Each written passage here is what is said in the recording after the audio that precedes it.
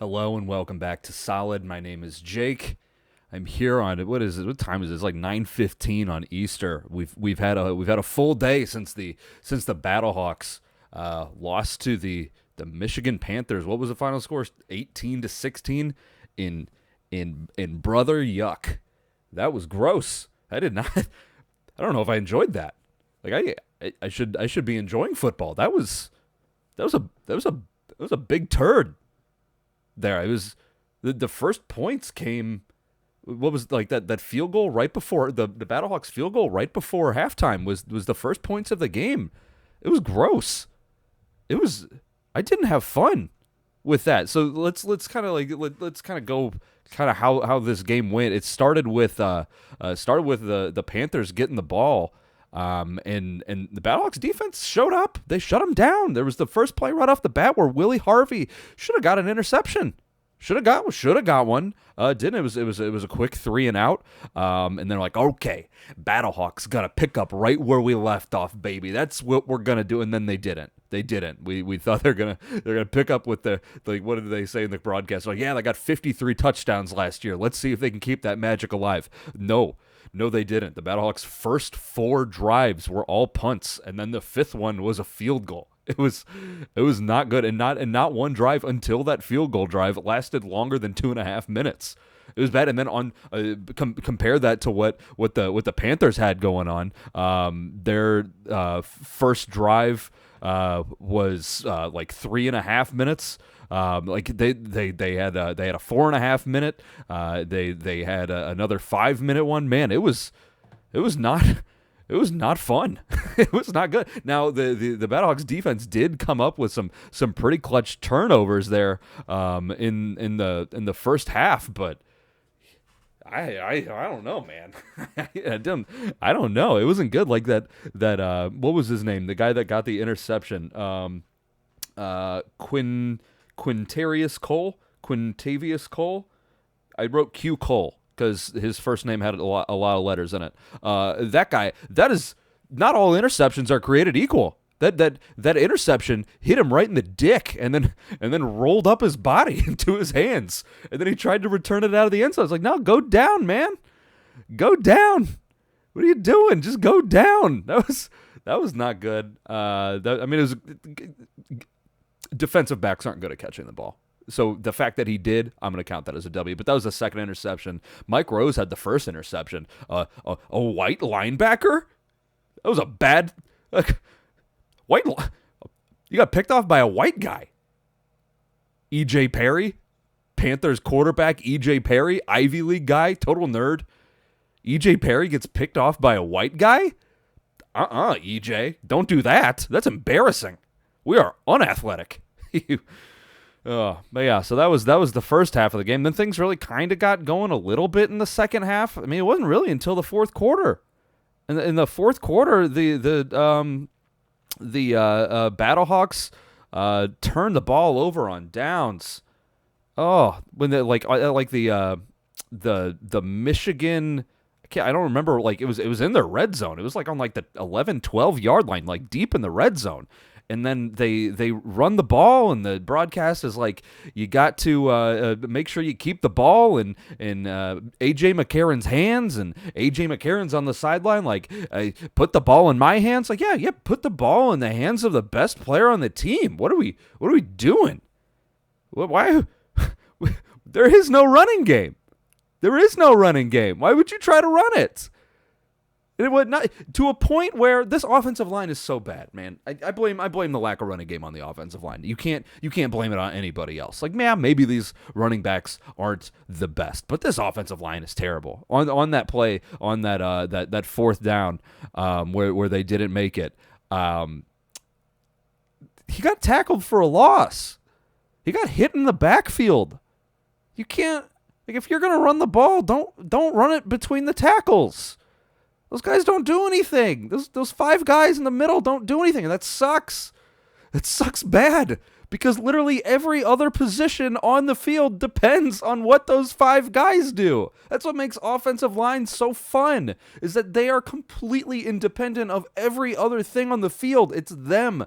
doing what they do. And then everybody else, the other 6 players on offense, the 11 guys on defense, they have to like, what they do is dependent on what this offensive line does or does not do. And this offensive line does not block. It does not block. And then the broadcast and AJ after the game was like, yeah, man, the Panthers defensive line had some big guys. They were just really kind of doing whatever they wanted. It's like, yeah, I'm not entirely sure that defensive line is very good. Like, time will tell about that. This Battlehawks offensive line has been a problem, is a problem currently, will continue to be a problem more likely.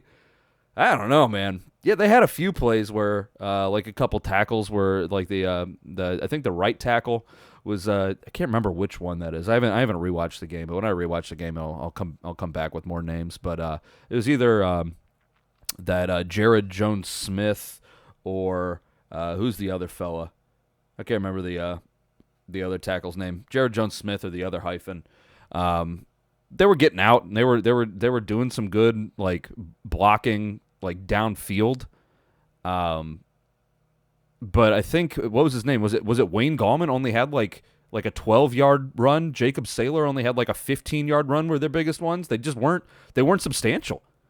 They just were not substantial, man. This offensive line is a problem. Remember that time that it was a screen pass and the ball hit Vidal Alexander in the side of the head?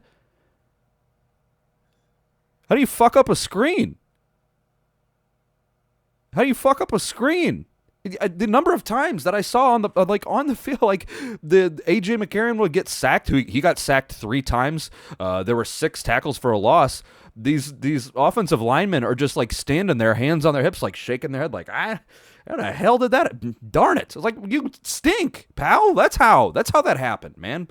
It's not good. So ends up Battlehawks do come back pretty good. They take a late lead, a late 16-15 lead.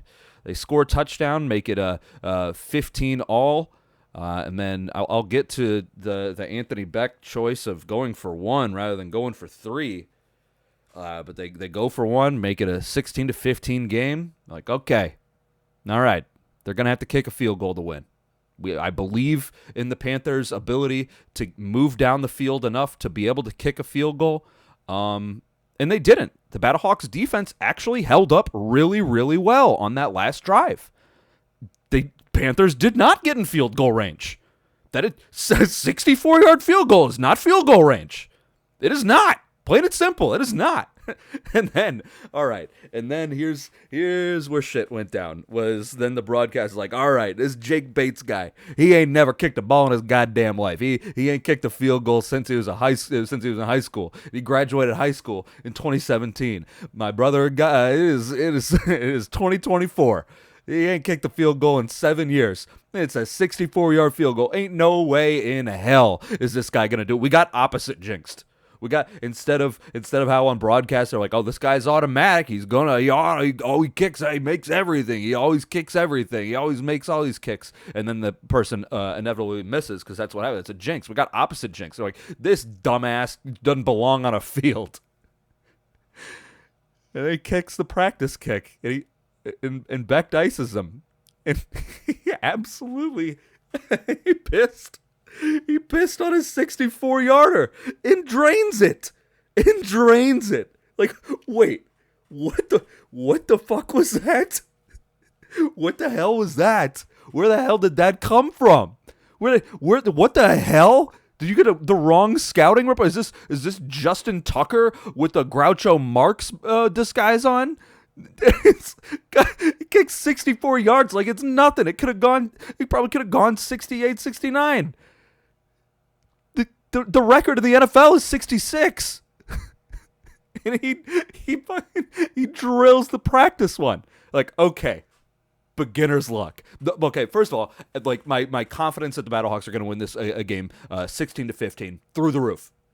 I was like, I was at like 98% chance they win this game. 98% chance to win this game. If they're going to lose this game, I was like, okay, he's going to miss his field goal. Battlehawks are going to get the ball. If the Battlehawks are going to lose the game, it would be because of a botched snap in a victory formation. That was the 2% chance of that happening in my brain. That's where I was at. And then he makes a practice kick. and collectively just a just just a butthole puckering. And he kicks that. It's like, oh God, we're gonna lose this game. It went from 98% chance of winning to a 2% chance of it completely flipped. I was like, okay, maybe that was beginner's luck. He didn't have anybody rushing him. And even the broadcast was like, oh, let's see how low he kicked that ball. He must have kicked the ball low because in order to make a long boot like that, you got to drive the ball low. And then the broadcast shows the practice kick. He absolutely didn't. It was beautiful. It was a beautiful kick. It was a gorgeous kick. And he just, it was amazing. I'm like, okay, beginner's luck. He actually didn't have anybody rushing him that time because the kicking team knew that they were going to ice him, and they didn't go. Okay, so now he's actually going to get a rush, and he's going to choke. He's going to choke on this one. And then it was the same exact goddamn kick. It was the same exact goddamn kick 2 times in a row. And then what was it, like 3 seconds left, and it was just pitchy woo woo. But it was really dumb. Like the Panthers kick the ball up. The same guy, the same Jake Bates, goes back out there and does a little squib kick. I believe it goes to Darius Shepard, and it like pitchy woo woo. Like you're thinking like, okay, it's guys like it like not a lateral. They're just like chucking the ball backwards like across the field. Like they were getting swarmed, and the ball was like farting out. Like it was just like the ball just like squirted out, and that was their pitchy woo. I think like 3 people had it. Ended up not happening. Game ends 18-16. Battlehawks lose. They start their season 0-1 away. I don't know. That sucked. That was. I'm happy for the Jake Bates guy. I'm happy for him. I guess I'm impartial. Because Jake, great name, strong name. Strong name. And then Bates, my nickname in college was Bader because I cranked and got caught. So Jake Bates, I'm a fan of the name, a fan of the guy now. I don't know how you can we can't be mad at that. It's what it would remind me. It was like a very, and it happened in Detroit, on Ford Field, where in the exact same end zone and the exact same field goal, the exact same uprights that Justin Tucker was that like 3 years ago maybe, where Justin Tucker won a game with I believe it was the 66-yarder against the Lions. It was a very Lions thing to happen, to have a game be won that you by a disgustingly long and gorgeous kick. It was a very Lions thing to happen. I'm not calling the Battlehawks the Detroit Lions. I'm not doing that. I would not disrespect the Detroit Lions like that. They've had their incredible amount of hardships throughout the entirety of human history. What it seems like. So I'm not saying that, but this was a very Detroit Lions ending to a game where the Battlehawks do lose. I don't know. It kind of just stunk. And everything kind of it was a game that it looked like the Battlehawks should win. If we're like the Battlehawks had 60 total plays in the game, the Panthers only had 47. We're talking 13 more plays. It's just the Panthers were so much more efficient with everything. Battlehawks averaged 4.4 yards per play, whereas the Panthers averaged 6. Like you can't do that. AJ in the gang, 8.3 yards per completion. EJ Perry and his gang, 14 yards per completion. It's that running game, man. It was that running game. The Battlehawks had like 20 carries. Let's see, 20 carries for 62 yards. So you're talking 3 yards a carry. You can't win a football game with that. And I'm afraid it's not going to get better. Like, yeah, okay, week 1. You can say whatever you will about week 1, but this is kind of the same thing that we saw last year.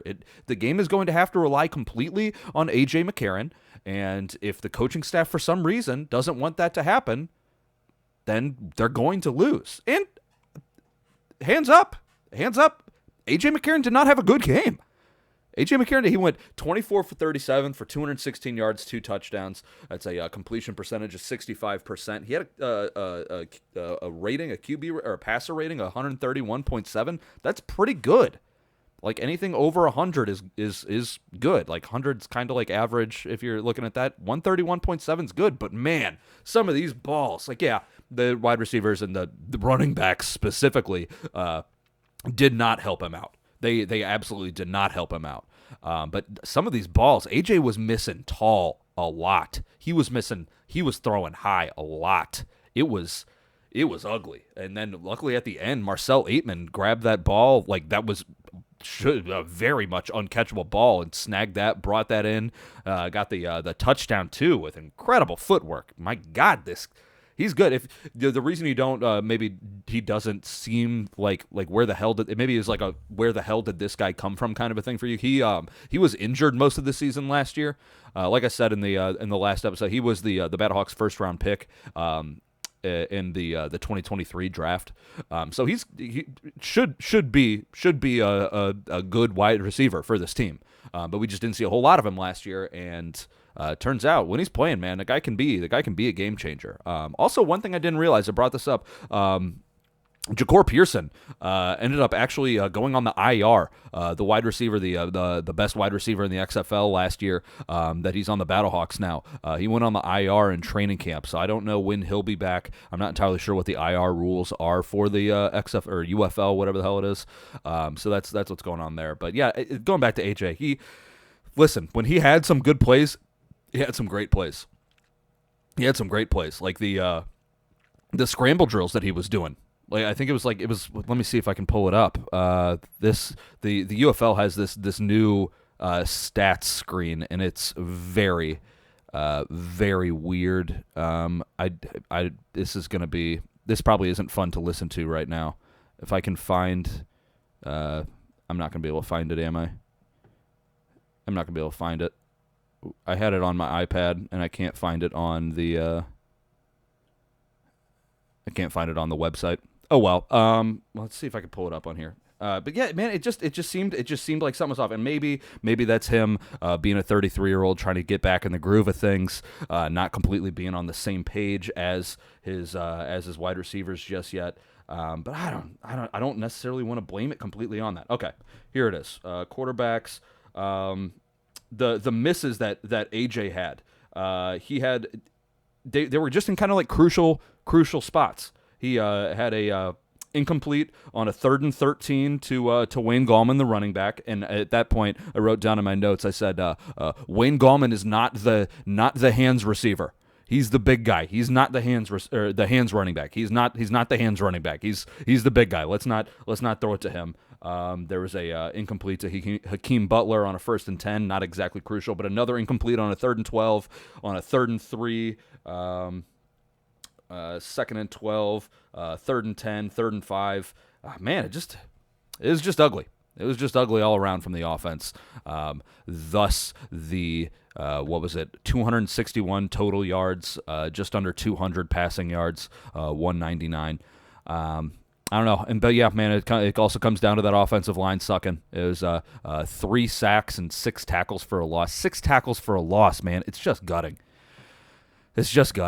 But as far as like the defense goes, I thought the defense played relatively well. They did a big bend but don't break thing where you just get really pissed off at them to let a team march down the field. Again, I think that the Panthers probably should have scored more than once. That interception to, let's see if I can find his name.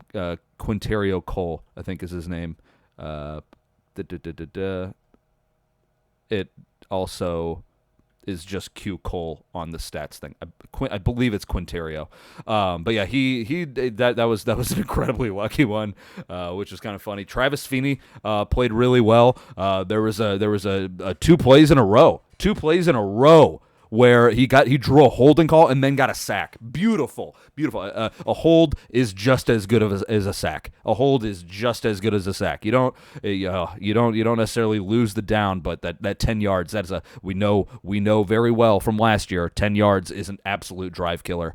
So yeah, that was good for him. Willie Harvey was playing really well. He had a couple boneheaded things like the missing the interception right on that first play, and there was another interception where he overran the ball, which good for being quick.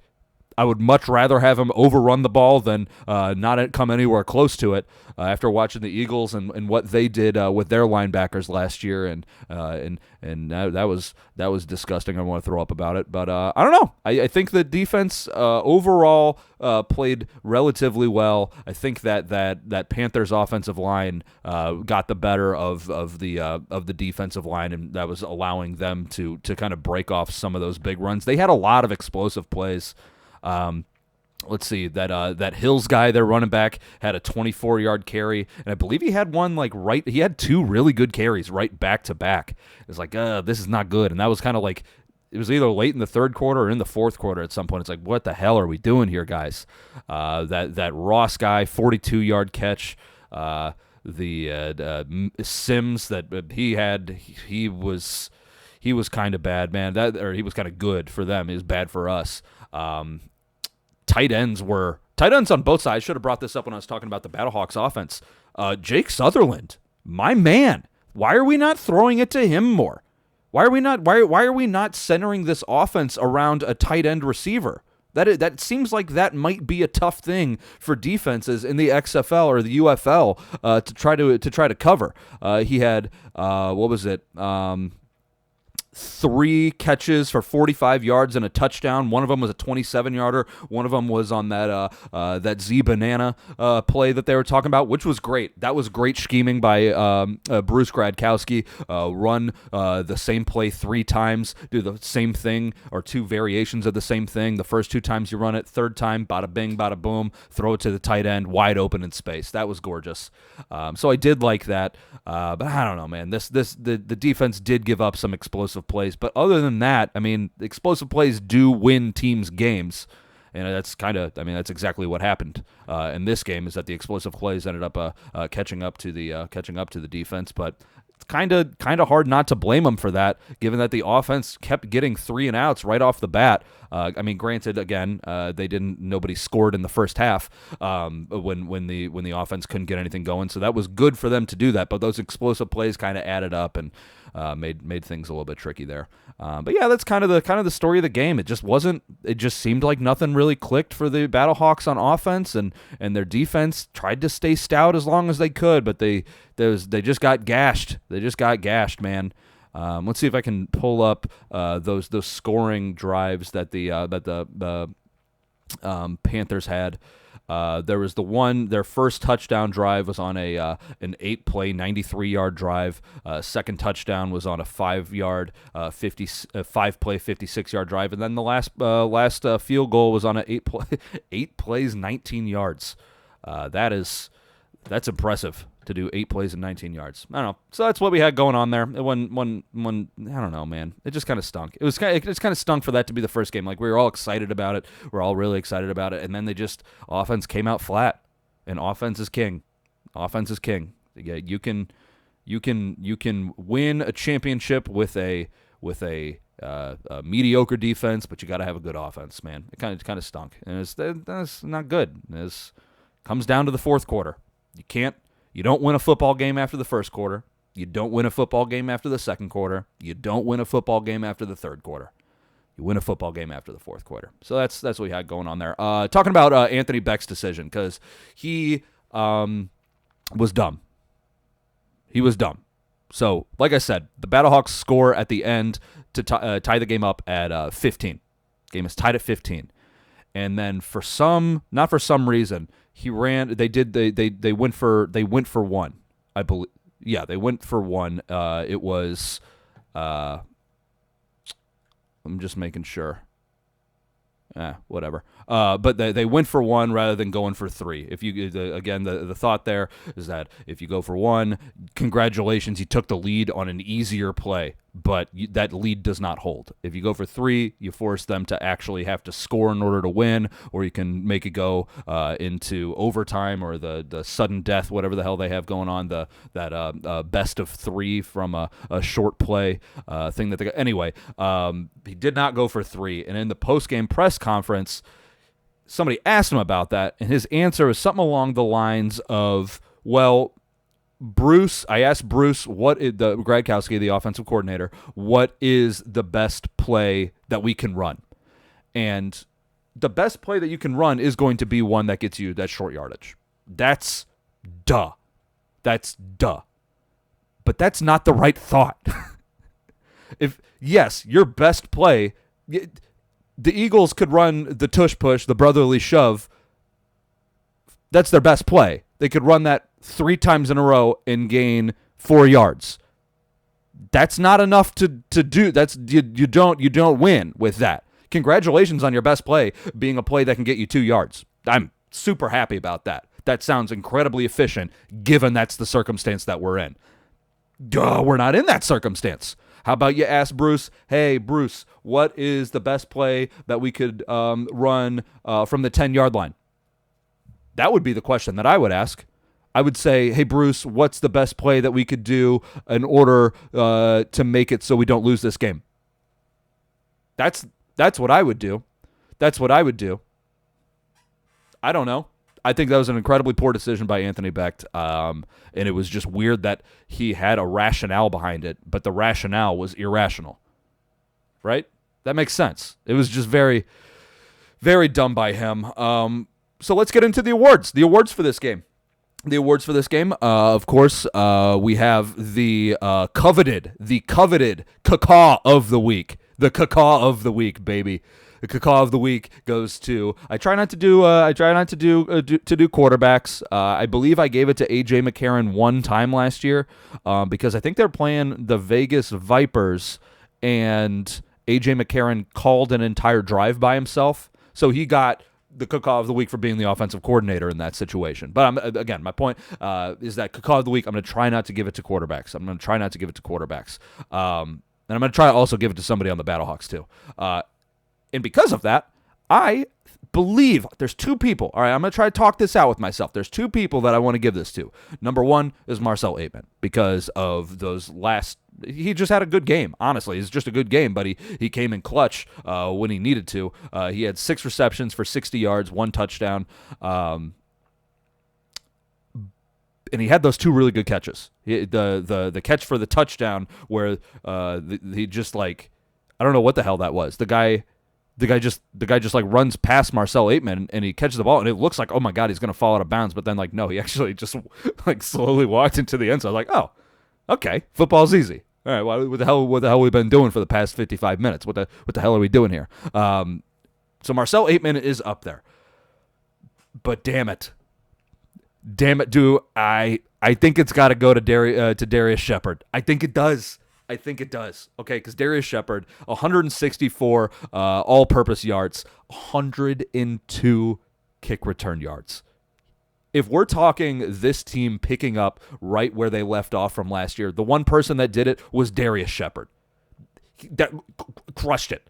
102 kick return yards, 28 punt return yards. The guy, he's good, man. When he gets the ball, it looks like he's just gonna break one off every time. There was the punt return that he kind of just like farted out and went down. It still kind of looked like he was gonna break that. But these kick returns, oof, he's good. I think I got to give it to Darius Shepard. Darius Shepard, cacaw of the week. Good for you. Tremendous job. Happy for you there. So that's good. Cacaw of the week goes to Darius Shepard. And then, of course, if you're gonna give somebody a rose, you gotta give thorns. We're doing thorns and roses. This is the of the week. We had the cacaw of the week. Now it's time for the the of the week. Going for bonehead decision. I think it's got to go to Anthony Becht. He just fucked it. Like he just had a brain fart and went for one. Like that. That's so dumb. That's a really, really dumb thing to do. It's a really dumb thing to do, man. I don't know. What does he do? What does Anthony Becht do? It's kind of just dumb. That was dumb. The week goes to Anthony Becht. And then, of course, we always do the big old donkey kick of the week. That's got to go to Jake Bates. You can't. That's disgusting. It's a disgusting kick. It's so fucked up that he did that too. Just out of nowhere. Like, where do you get off? What are you doing here? What is this? What was the Joanna Man? Like, obviously he's not dressed up as a woman, but like he's got to be somebody. He's got, like, you don't just do that. You don't just do that. You don't not kick a field goal for 7 years and then just do that. That's so dumb and rude. That was a rude thing for him to do. That was mean. We've been bullied. I don't like that. But he gets donkey kick of the week. So that's good for him. Was there any other awards? There was, we got to go to Quinterio Cole for you didn't deserve that of the week for that interception. Just smoked him in the dick and then rolls up into his hands. That was the you don't deserve that of the week. But good. I'm glad that he did it. Anyway, thank you guys. That is the what is the what are we gonna? There's not like a recap, not like really a reaction. We'll call it a recap. Recop. That's what I called it. It was a recop. No, recop comes on Wednesdays. So this will count this as a reaction. It was a day late. Had a long day today. That's why I'm coming to you because it is Easter. I don't know if you guys watched any of the other XFL, UFL games. They were kind of fun. Let's see what those scores were. For the other games, the DC Defenders lost to the San Antonio Brahmas, who looked pretty good. Let's see. Yeah, DC Defenders lost at San Antonio Brahmas 27 to 12, with some very funny shenanigans going on in that game. I believe DC scored at one point. But then there was a dead ball foul because their right tackle spit on a guy. He got disqualified. It was a 15-yard penalty. What's his name? Not Wade Boggs. He looks like Wade Boggs. It looks like Boss Hog. The Brahmas head coach. Why can't I think of his name? He was the Rams defensive coordinator when they won the Super Bowl. Phil. Why am I blanking? Not Phil. What the hell? You know who I'm talking about. Fat guy, Cowboys old head coach. Why am I blanking on this dickhead's name? Anyway, he does his super challenge, and then turns out this same right guard that spit on somebody had a false started. So not only did the touchdown not count, but the ball moved back 20 yards because it was the false start and then the 15-yard penalty. That guy got disqualified. Jordan Ta'amu throws an interception that gets returned for 89 yards 2 plays later. It was a debacle for them. And then the Memphis Showboats beat the Houston Roughnecks 18-12. I've been saying this. Showboats, sneaky good team name. That's a good team name. Because number one, it's Memphis on the river. Showboats, that's a thing. But then also Showboat, that's a good name. So that's what we got going on around the UFL. And then there was the other game, the Renegades, the Arlington, Dallas Renegades, whatever you want to call them, lost to the Birmingham Stallions. Is that right? Birmingham Stallions, I believe, is who they are. They lost to them before the Battlehawks played on Saturday. So that's what we got going around there. Around the UFL. I don't know. I had fun. I had fun watching ball the last couple days. Good sports time. I'll say that. Good sports time. Anyway, thank you guys very much for listening, watching. If you want to watch, if you are watching, I have it on. It's the I believe The Solid Pod on YouTube. Let me make sure I have that right. The Solid. I'm still. I don't know why I'm acting like I'm typing things right now. Let's click on that. Solid Pod, at Solid Pod on YouTube, on Apple, on Spotify. It's just Solid. So whichever one you guys are consuming, there is another option for you to consume it a different way in case you have that kind of hankering. But thank you guys very much for hanging out with me, listening to me talk about this game. If you have any thoughts, anything you think I got wrong, anything you think I got right, let me know. It's at Jake L. Beckman on Twitter and Instagram. Reach out to me there. But thank you guys again. I hope you had a good weekend. I will be back with you. I'm going to try to do Wednesday. It might come out on Thursday. I'm recording this again at it's 9:49 on Sunday night right now. I'm going to upload this thing. So hopefully you guys have it for a drive to work or whatever you do on Monday morning. But I hope you guys have a good weekend. Go Ironbirds. They're 0-1, but it's got a home game, home opener again, fill the dome, all the things, do all of that. Anyways, I'll talk to you guys later. Have a good one.